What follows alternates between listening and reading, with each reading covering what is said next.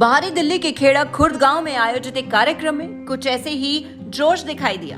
ये कार्यक्रम 1971 की जंग में पाकिस्तान को शिकस्त देने वाले जाबाज सैनिकों के सम्मान में आयोजित किया गया था और आयोजन किया था खेड़ा खुर्द गांव की यूनिटी ग्रुप और अखिल भारतीय पूर्व सैनिक सेवा परिषद ने, जिसमें मुख्य अतिथि रहे एयर मार्शल आरसी वाजपेयी। दरअसल 16 दिसंबर 1971 को भारत ने पाकिस्तान को जंग के मैदान में शिकस्त दी थी, जिसे विजय दिवस के तौर पर मनाया जाता है और 16 दिसंबर 2021 को इस विजय को पूरे 50 साल हुए थे। लिहाजा भारत की जीत की स्वर्ण जयंती कुछ इसी अंदाज में मनाई गई।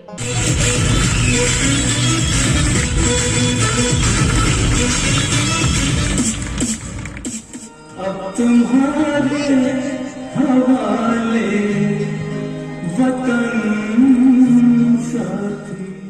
कार्यक्रम में 1971 की जंग के हीरो रहे करीब 90 पूर्व सैनिक शामिल हुए, जबकि शहीद हुए सैनिकों के परिजनों ने भी इस कार्यक्रम में हिस्सा लिया। साथ ही शहीद सैनिकों को श्रद्धांजलि देकर उन्हें अदम्य साहस के लिए याद किया गया।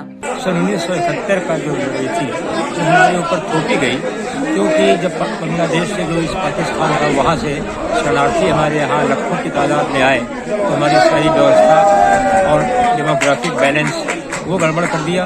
और इसके अलावा हमारे ऊपर जो एम्प्लॉयमेंट, खाने पीने की व्यवस्था, रहने की व्यवस्था, वो सारी की सारी इफेक्टेड हो गई और हमारे ऊपर एक बहुत बड़ा दबाव पड़ने लगा।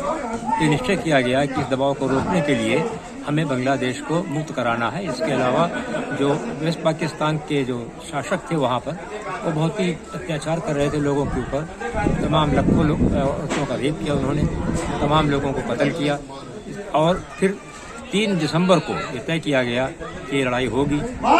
इसलिए हमारे जो वेस्टर्न थिएटर है वहाँ पर अकस्मात वहाँ की वायुसेना ने हमारे 11 अड्डों पर हमला कर दिया। परिणाम स्वरूप हमें भी यहाँ पर हमला करना पड़ा इस पाकिस्तान में। और फिर हमने एक करीब 4 दिन के अंदर ही हमने पूरी उसकी वायु मतलब उसकी एयर स्पेस को अपने कब्जे में कर लिया।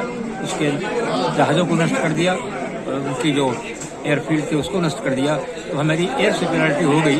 उसके पश्चात हमारी थल सेना जो थी वो बराबर मूव करने लगी। और सबसे बड़ा जो उदाहरण यहाँ है वो ये है कि हमारी तीनों सेना, एयरफोर्स, आर्मी, नेवी, एक जॉइंट ऑपरेशन हुआ जो वो एक अपने में बहुत महत्वपूर्ण चीज़ है। यहाँ तक कि जो स्पेशल हेलीबॉर्न ऑपरेशन थे SHBO, उसके माध्यम से हमने एक 3 दिन 4 दिन के अंदर ही इतने बहुत लोगों को वहाँ पर अपने सैनिकों को सीमा पार उतार दिया अंदर।